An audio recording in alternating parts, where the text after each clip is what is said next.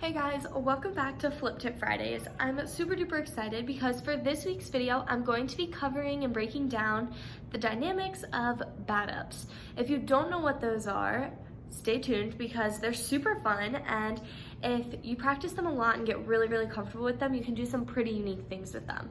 So let's get to it. Before we begin learning bat ups, let's begin with doing some general time tosses to warm up our wrists properly.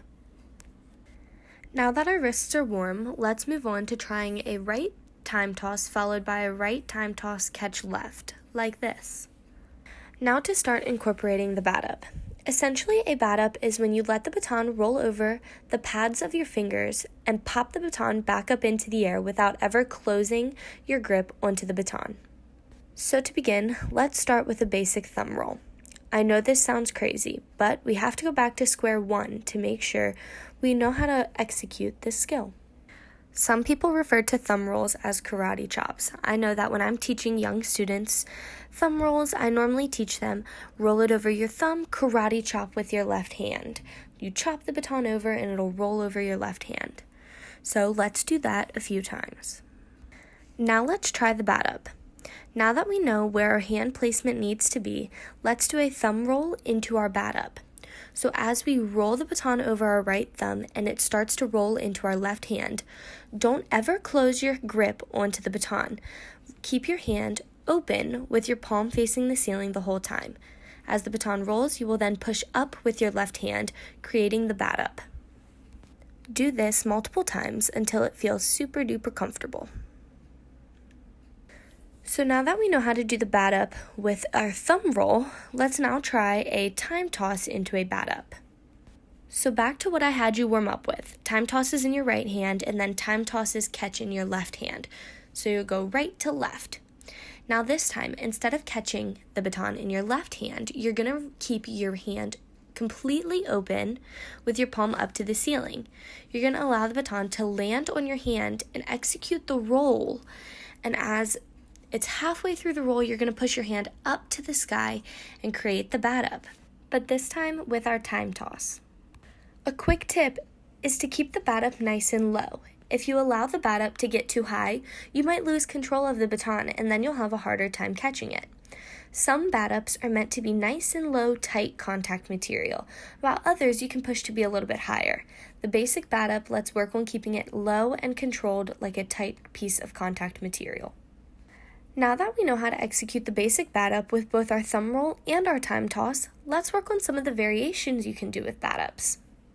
One of the most common ones is a thumb roll behind your head, batting up the baton, and it pushes the baton from behind you to the front of you, where you then make your reception. Before we go right into trying that, let's warm up some thumb rolls behind our head first. When we execute the thumb roll, once again, we normally close our hand around the baton to make our reception. This time, when we try to incorporate the bat up, we're going to keep our hand completely open with our palm facing the ceiling. As we release the baton from our right hand into our thumb roll, we're not going to close our hand at all, but the second the baton begins to roll onto my left hand, I'm going to gently push my hand up to the sky to create the bat up. I will say that oftentimes I like to give it a little bit too much power. So I would say that the key is to remain soft and gentle when trying to execute your bat ups. You can also execute your bat up with a thumb roll behind your head while doing a turn, like this. It looks like it would be super challenging, but it's actually relatively easy. This spin essentially just makes it look a little bit harder. So when you're executing this, you're going to do your preparation, and for the video, I like to do a pull up straight to the front of the room just to center myself and square myself for the piece of contact material that I'm getting ready to attempt. After I do my pull up, I then pivot to face the back of the room. Then I execute the thumb roll behind my head. Now before, when we were doing our thumb roll bat up and over our head, we were stationary and we had to push the baton from behind us to in front of us. For this one, because we're turning, we essentially just have to bat the baton straight up. It doesn't need to move from behind us to in front of us, because as we turn, if the baton stays in place, it will actually end up right in front of us.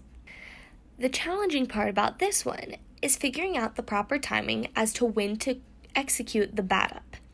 Sometimes you might want to do it a little bit early or a little bit late, and then the toss might go a little bit wild and wonky and be a little bit hard to control.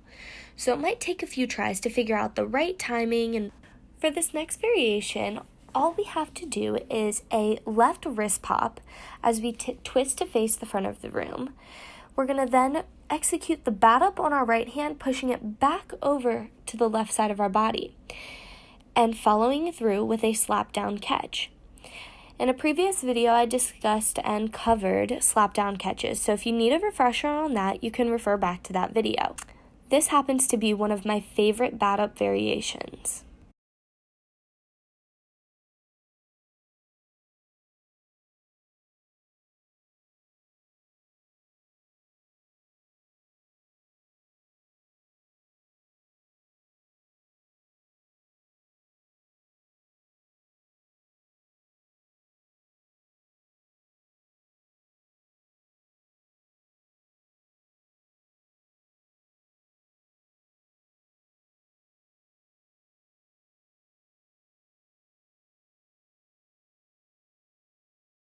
Thanks so much for watching this week's Flip Tip Friday. If you liked today's video, be sure to give it a big thumbs up and hit the subscribe button down below.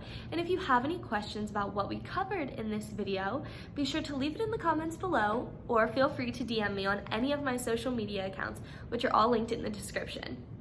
Be sure to get your future requests for Flip Tip Fridays in. There's only 2 more episodes left, so get them in. See you guys next week. Bye!